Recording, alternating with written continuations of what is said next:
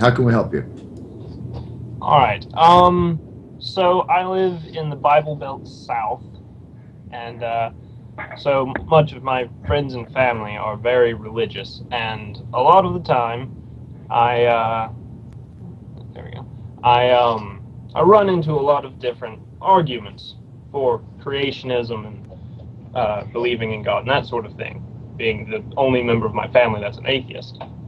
And one that I've been running into a lot of recently is they want to have this proposition to begin the argument that you have science, which is constrained to the natural world and has all these rules that you have to follow, and then God is infinite, and so he's beyond all of these constraints of science. And I have trouble a lot of times getting past that argument without the theist I'm talking to retreating. And I was wondering if maybe you had some advice. I think Aaron is most experienced in arguing with theists. Aaron. Well, actually, I do have kind of an answer for this one. I mean, the way that people present God as being outside of time. Imagine that you are a script writer, or you've made a movie or what have you, and you've created this sequence of events. This is the way it plays out. This is your film. Now, the characters always, they have a beginning of the movie, the end of the movie. You can rewind, fast forward, watch it again later. It doesn't matter. You are outside of their time. Everything that they do, you know in advance. You wrote it. It's all part of your master plan. Now, this also is an argument for why there can't be free will, because you already know in advance what's going to happen, and you can't know that if the characters in the story have a choice in the matter. So it's very much like being characters in a movie when you imagine that there's a God. In that case, you are, as I said, a character in a movie. Now, one of the problems that Sci-10 Bruggencate has is that we can't know whether we exist or not, or whether we're being mind controlled. And the problem with that argument is that whether this movie that God has created for you is being shown on film or on DVD or on a television, whether it's the dream of Brahma or real, it is the same reality on whatever format it's being broadcast on. So it's a philosophical argument that is moot and pointless. Whether reality exists or not, clearly reality exists, at least from our own perspective. Concordance. And this is the problem that Sci-10 had about whether we know we exist or not. Of course we know we exist. What he wanted to do was he wanted to turn the argument from Descartes around so that I think, therefore I am becomes I think, therefore I'm using my reasoning to rationalize my reasoning, and it's a circular argument. Maybe I exist, maybe I don't, because I don't know if I'm being mind controlled. That's more the way Sci wants to present it. But the thing is, Aaron, I mean, I obviously was involved in the last show.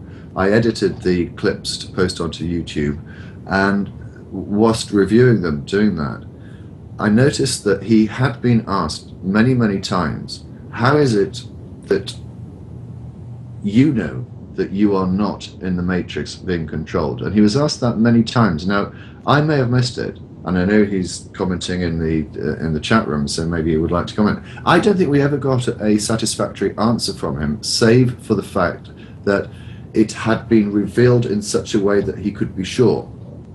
Which... Yep, and if I was willing to be dishonest, I could have exactly that same amount of certainty.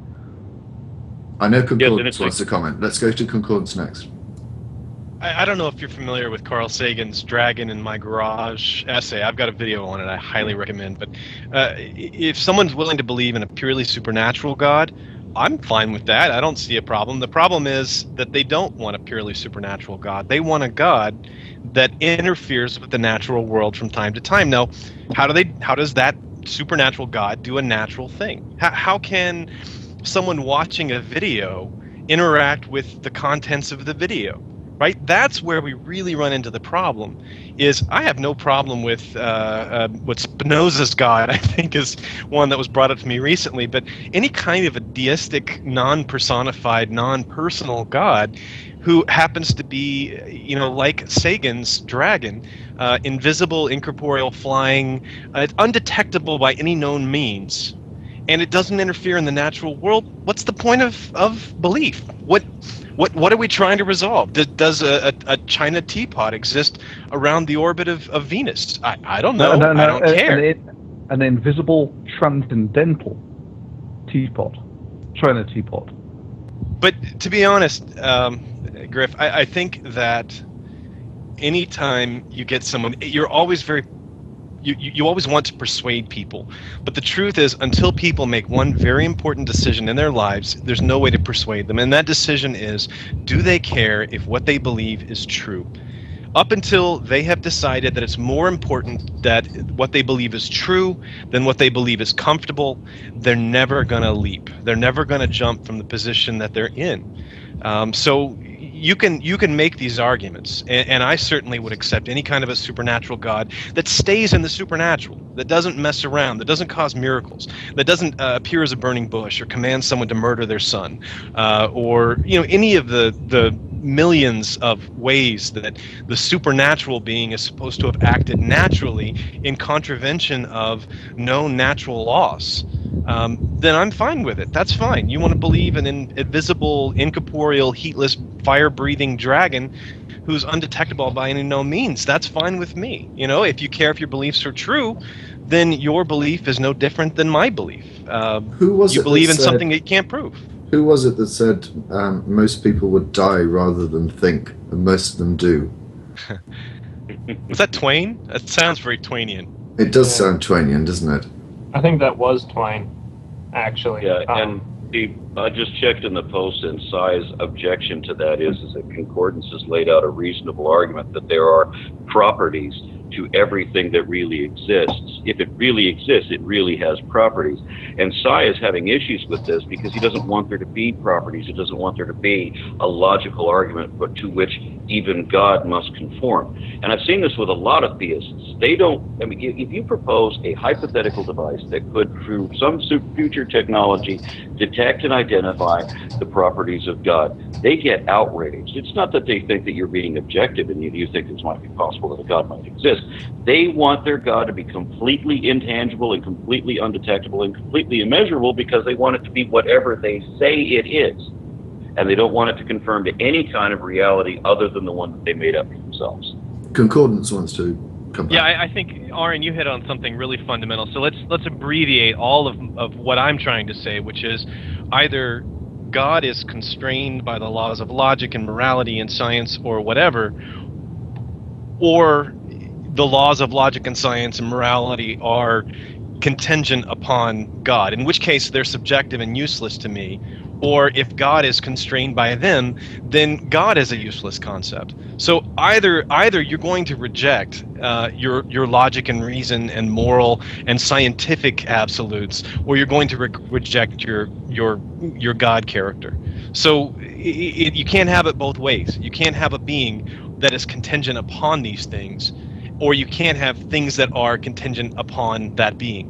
So you have to make your choice. And either way, you either end up rejecting logic or you end up rejecting theism. Yeah, and if the depth of the argument apparently has escaped him because Sai, in his infantile attitude, has advised me to step away from the bong.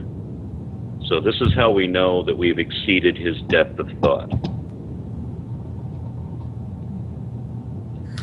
There we go. The other thing I would say, just in general terms, if you're ever having a discussion with anyone about a theological position or the existence of God,